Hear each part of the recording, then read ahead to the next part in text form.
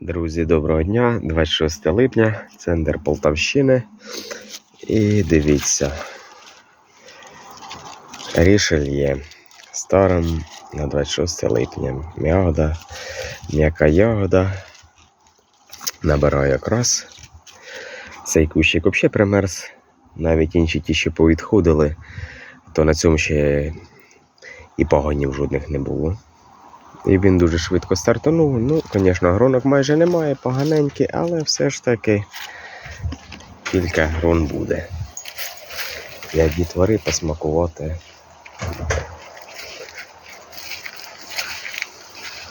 Також сорт Тімур. Також набирає забарвлення. Не весь, а поодинокі грони.